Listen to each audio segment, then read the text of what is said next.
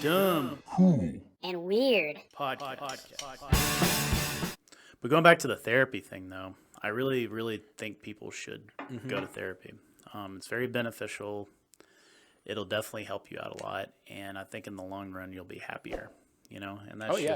that's just my opinion because life can really get you down, and you really have to really have to talk it out in order to solve those problems.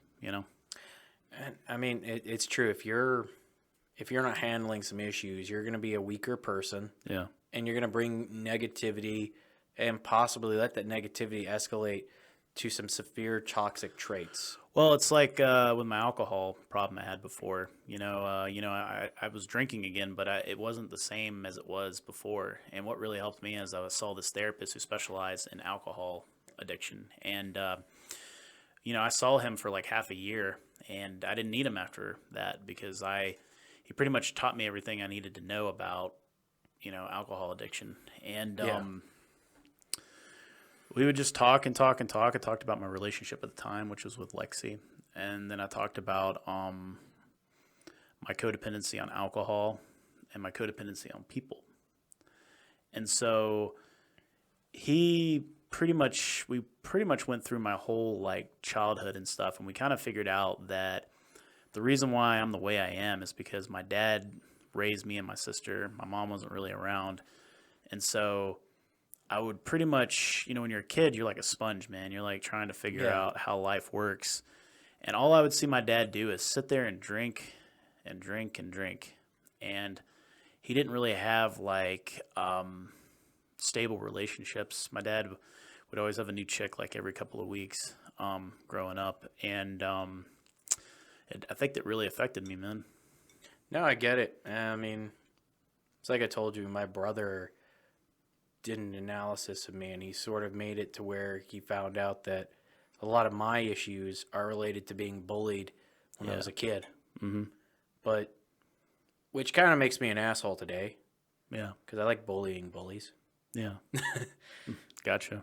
But yeah, he kind of put it this way: is like it's like you just don't give a fuck what anybody says to you because you know that nobody's really in your shoes looking out for your best interest except you. Yeah. And you only trust a very few amount of people. Yeah. But at the same time, that's kind of what makes me who I am at this point. You know what I mean? I'm like a pit bull. Yeah. You can beat me down. You can do whatever you want. I'm going to bite you pretty hard, though, because I'm loyal to the people who matter to me. Yeah, the biggest thing that taught me about a lot of things is every time a relationship ends, the first time a serious relationship ever ended for me, I was devastated for a couple years. But then every time I would get with somebody that I actually really cared about and they would leave, or they didn't always leave. Sometimes the relationship just ended because it just wasn't working out, with me or with her or whatever. But I would get thicker and thicker skin to the point where, now if a relationship ends, I'm sad for a couple of days to a week, but then I get over it and I kind of move on, Oh, yeah. Yeah, I mean, it's like the only reason I am as like balanced as I am is because of my wife. Yeah. What if you didn't have her? I don't know. I don't think about it.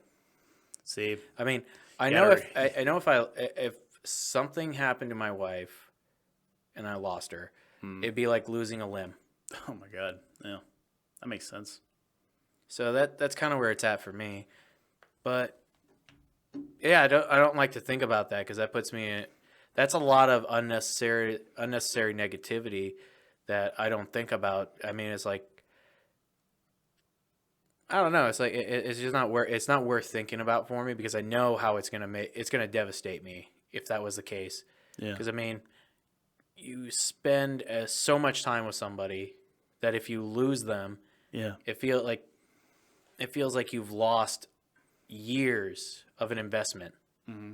In a sense, I don't want to sound like it's like some kind of stock market trade or something. It's just like you've invested so much time and love into one person. What do you get? What happens when that person's no longer there?